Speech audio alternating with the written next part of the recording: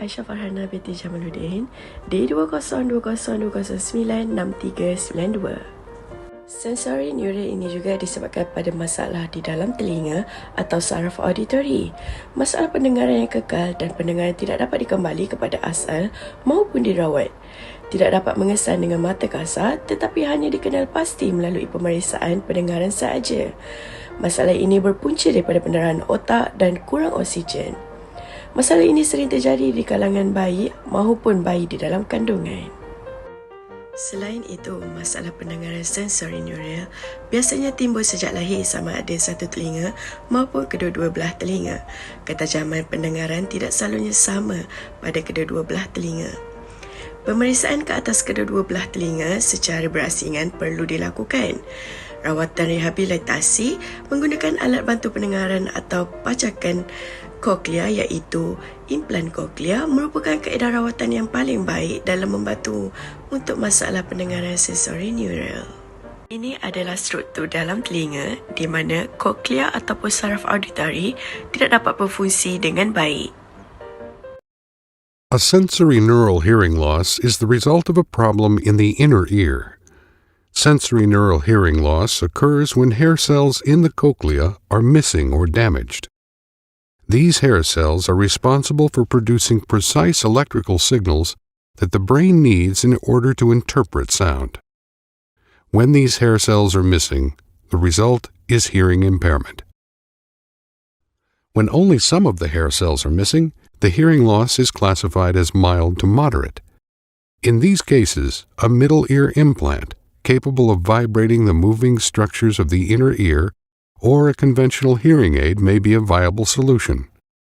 Some individuals have a hearing loss only in the high frequencies, also referred to as partial deafness.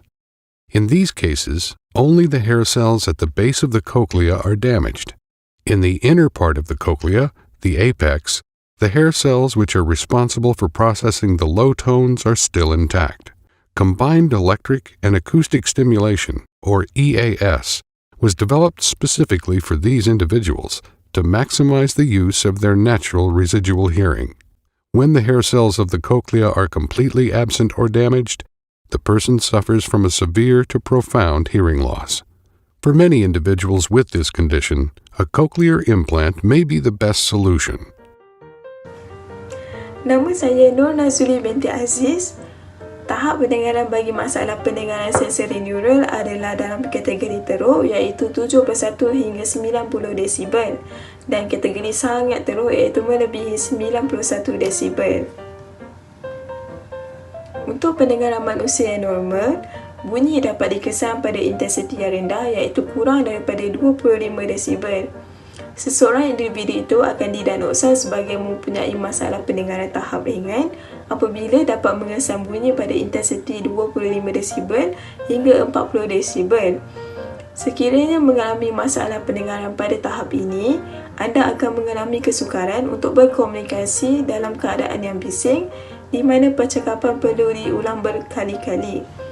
Di sini kita dapat lihat audiogram klasifikasi kehilangan pendengaran, di mana untuk pendengaran normal 0 hingga 25 desibel, kehilangan pendengaran ringan 26 hingga 45 desibel, kehilangan pendengaran sedang 46 hingga 60 desibel, kehilangan pendengaran berat 61 hingga 90 desibel, yang terakhir kehilangan pendengaran sangat berat 91 hingga 120 desibel. Seterusnya adalah punca-punca masalah pendengaran jenis sensori neural.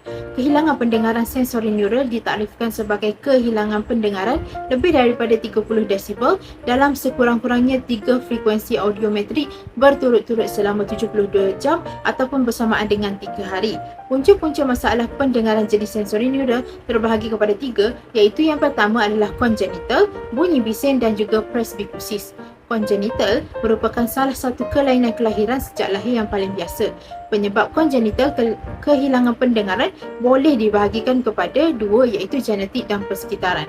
Antaranya adalah jangkitan intrauterin, alkohol, merokok, ubat ototoksik dan juga kelahiran pramatang. Punca masalah pendengaran jenis sensory neural yang kedua adalah bunyi bising. Kehilangan pendengaran akibat bunyi bising. Keadaan ini berlaku apabila pesakit mengalami kehilangan pendengaran akibat pendedahan bunyi yang berlebihan iaitu melebihi 85 desibel. Malah pendedahan kepada bunyi seperti tembakan atau letupan juga boleh menyebabkan kerosakan pendengaran kekal. Yang seterusnya adalah presbikusis. Presbikusis atau kehilangan pendengaran berkaitan usia melibatkan individu di usia pertengahan hingga lewat dewasa. Pesakit biasa akan menunjukkan kehilangan pendengaran menurun secara beransur-ansur ke arah frekuensi yang lebih tinggi. Apabila jumlah kehilangan pendengaran tertentu telah berlaku, kira-kira 70 hingga 80 desibel, perkembangan selanjutnya adalah perlahan, terutamanya dalam frekuensi yang lebih tinggi. Assalamualaikum, nama saya Muhammad Izan Aizat bin Saidin, bernombor metrik D2020096410.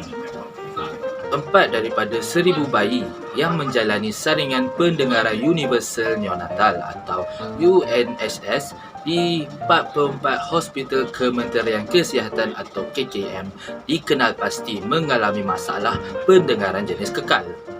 Kehilangan pendengaran kekal atau sensori neural adalah dianggarkan bernisbah 1 hingga 1.5 dalam 1000 kelahiran dan dianggarkan 1/3 daripada mereka mempunyai kehilangan pendengaran pada tahap yang teruk ke sangat teruk melebihi 70 dBHL. Berikut merupakan statistik pendaftaran OKU mengikut kumpulan umur dan kategori ketidakupayaan bagi masalah pendengaran. Seperti yang dapat dilihat, terdapat 642 kanak-kanak berumur kurang dari 6 tahun yang didaftarkan mengalami masalah pendengaran pada tahun 2017. Manakala, pada tahun 2017, terdapat 706 kanak-kanak berumur kurang dari 6 tahun yang didaftarkan mengalami masalah pendengaran. Manakala pada tahun 2018 pula, seramai 1,329 kanak-kanak berumur kurang dari 6 tahun yang didaftarkan mengalami masalah pendengaran. Pada tahun 2019 pula, seramai 2,564 kanak-kanak berumur kurang dari 6 tahun yang didaftarkan mengalami masalah pendengaran.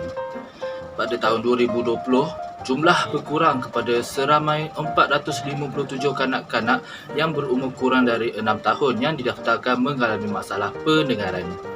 Dan pada akhir sekali, pada tahun 2021, seramai 643 kanak-kanak berumur kurang dari 6 tahun yang didaftarkan mengalami masalah pendengaran. Bagi kualiti pendengaran, berikut merupakan gambar raja bagi hearing level in decibel. Pendengaran manusia yang normal, bunyi dapat dikesan pada intensiti yang rendah iaitu kurang daripada 25 desibel. Masalah pendengaran pada tahap ini, anda akan mengalami kesukaran untuk berkomunikasi dalam keadaan yang bising, di mana anda akan meminta percakapan diulang berkali-kali. Bagi tahap pendengaran yang sederhana pula, dapat mengesan bunyi antara 45 desibel hingga 65 desibel. Dan pada tahap ini, suara sendiri akan menjadi lebih perlahan dan bunyi di sekeliling kita juga akan menjadi perlahan. Okey, bagi pendengaran pada tahap yang teruk, mula mengesan bunyi pada intensiti antara 70 desibel hinggalah 85 desibel. Dan tahap yang seterusnya ialah tahap masalah pendengaran yang paling teruk, di mana bunyi yang dapat dikesan ialah antara 90 desibel dan ke atas. Maksudnya 120 desibel pada kebiasaan audiogram. Okey, pada tahap ini, proses komunikasi akan menjadi lebih sukar. Ini disebabkan oleh penyampai haruslah menguatkan suara mereka untuk menyampaikan apa-apa mesej yang ingin disampaikan. Dan selain itu, suara juga yang kuat, gerak badan dan gerak bibir amat penting kepada mereka. Kerana mereka mempunyai masalah pendengaran yang paling teruk. Terima kasih. Baiklah, kaedah komunikasi yang sesuai bagi masalah pendengaran sensori neural yang pertama iaitu ABD, alat bantu dengar. ABD ini merupakan peralatan elektronik menggunakan bateri yang menguatkan dan mengubah suai bunyi untuk membantu komunikasi, menguatkan bunyi yang dikesan untuk membolehkan seseorang yang bermasalah pendengaran mendengar dengan lebih baik. Setiap ABD mempunyai 3 komponen utama iaitu alat penerima, penguat suara dan corong suara. Kaedah yang kedua iaitu ALD, Assistive Learning Device, merupakan alat elektronik khas yang membantu pemakai ABD untuk mendengar dengan lebih baik tanpa gangguan bunyi bising. Contoh ALD iaitu FM System dengan induction loop. FM System adalah ALD yang akan membantu memastikan bunyi disalur terus kepada pendengar yang memakai ABP tanpa gangguan bunyi persekitaran. Kaedah yang ketiga iaitu KTBM, Kod Tangan Bahasa Melayu. Pendekatan ini menggunakan bahasa Melayu lengkap yang diterjemahkan dan dibaca mengikut isyarat dan kod-kod yang spesifik. Struktur bacaan dan penulisan adalah mengikut bahasa Melayu. Ibu bapa dan guru perlulah cuba menambah ilmu dan melengkapkan diri dengan kemahiran asas dalam penguasaan bahasa isyarat supaya dapat mewujudkan suasana yang kondusif. Hearing aids are small electronic devices that amplify sound. While they can't restore normal hearing, hearing aids can help you hear better by making certain sounds louder in both quiet and noisy situations. Hearing aids come in several styles that fit in or on your ear in different ways, including behind the ear, in the canal, and completely in the canal. While the style may vary, all hearing aids have the same basic parts: a microphone, amplifier, speaker, and battery. Here's how they work. First, the microphone picks up sounds from the environment. Then a computer chip with an amplifier converts the sound waves into electrical signals. It analyzes and adjusts the sounds based on your hearing loss and the level of other sounds around you. These amplified signals are then converted back into sound waves and delivered to your ear through the speaker. In this way, hearing aids can improve your hearing and speech comprehension if your hearing loss is caused by damage to the sensory cells in your inner ear. The greater the damage to these cells, the more severe your hearing loss will be, and the more amplification you will need from a hearing aid in order to compensate. If you think you might have hearing loss, talk to your doctor.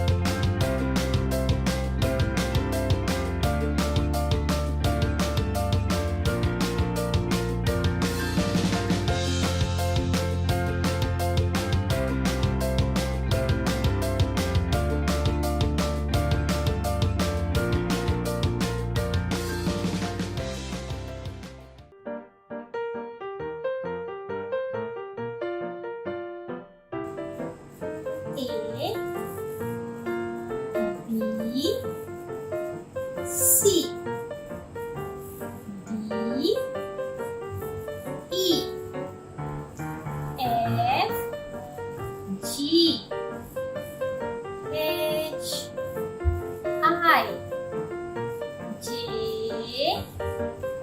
K, L, M, N, O, P, Q,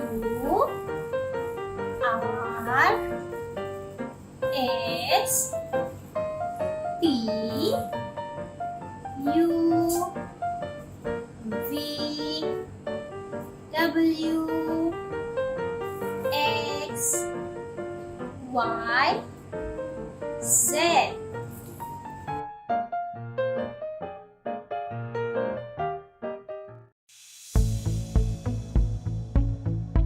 How the nucleus cochlear implant system works.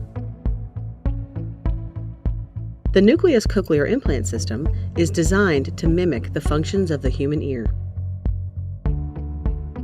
Sound travels to your ear and the sound processor, which sits behind the ear.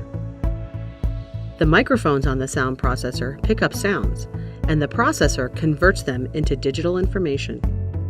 This information is transferred through the coil to the implant just under the skin. The implant sends digital sound signals down the electrode into the cochlea. The hearing nerve fibers in the cochlea pick up the signals and send them to the brain, which is translated as the sound you hear. Unlike a hearing aid that simply amplifies sound, cochlear implants send sound directly to the hearing nerve and on to the brain.